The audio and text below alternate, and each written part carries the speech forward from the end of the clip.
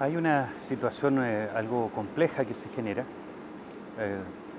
porque el trabajador promedio ha ido cambiando en las últimas décadas. Pasamos de un trabajador que se conformaba con un sueldo de subsistencia a un trabajador que hoy día tiene altas expectativas, y no expectativas que hayan surgido de manera casual, sino que tiene que ver con que hoy día la gente tiene acceso a información que antes no tenía. Las personas hoy día saben cómo viven personas con otros estándares de ingreso, y por supuesto tienen expectativas de algún momento tener esos patrones de consumo. Lo que ocurre regularmente es que se produce, humanamente hablando, ¿no es cierto?, una serie de sentimientos de frustración, sentimientos de desmotivación, cuando tú ves que las personas ganan sueldos muy por sobre lo que tú estás ganando, con esfuerzos que tú tienes o que tienes clara conciencia de cuáles son. Entonces,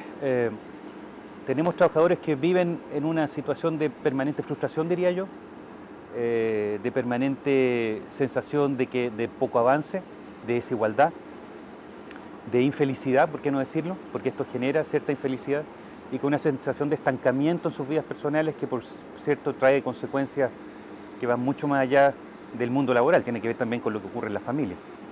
Si a eso le agregamos además el entorno que va más allá de la organización, que tiene que ver con el transporte público, que tiene que ver con los niveles de endeudamiento, que tiene que ver con la educación y la salud pública, el panorama es como bastante pesimista, es bastante frustrante. Y vuelvo a insistir, las personas saben y conocen cómo viven las personas más pudientes de Chile. No es un misterio, como pudo haber sido décadas atrás, que de alguna manera los ricos vivían como ricos y había una caja negra respecto a qué ocurría dentro de la casa del patrón. Hoy día tú sabes perfectamente lo que ocurre dentro de la casa de las personas con muchos ingresos, qué autos tienen, cuánto valen esos autos, cuánto vale darse un viaje.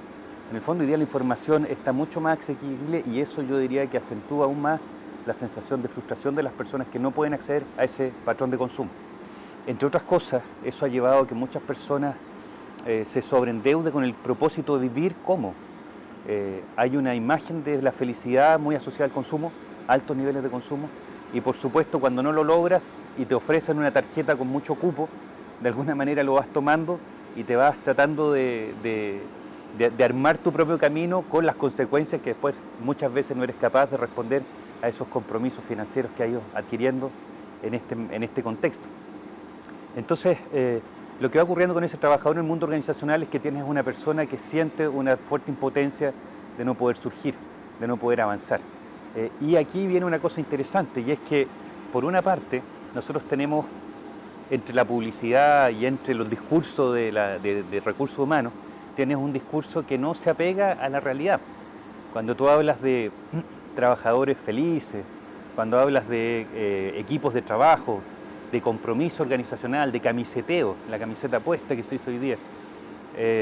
y a la vez tú ves estas desigualdades enormes entre lo que hace el gerente, que tú sabes perfectamente lo que hace, versus lo que tú estás ganando, y esa impotencia, que esa desigualdad siempre existe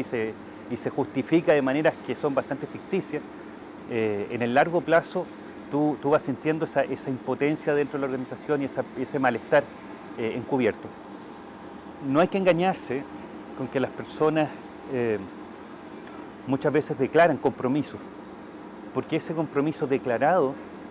no necesariamente es un compromiso que se expresa en la práctica. En el fondo la gente dice que está camiseteada con la empresa porque muchas veces tiene que hacerlo,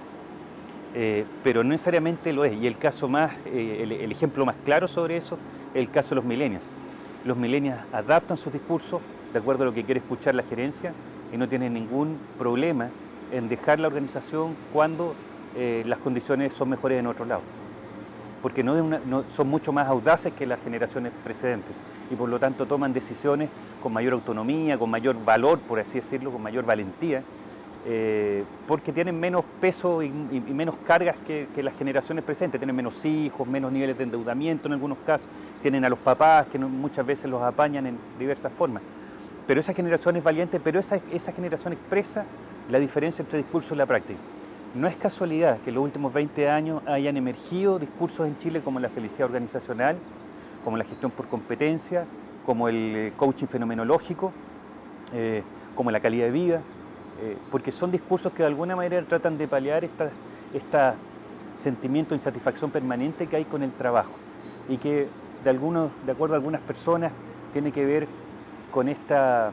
realidad doble que vivimos entre un discurso y lo que tú ves en el día a día en tu lugar de trabajo.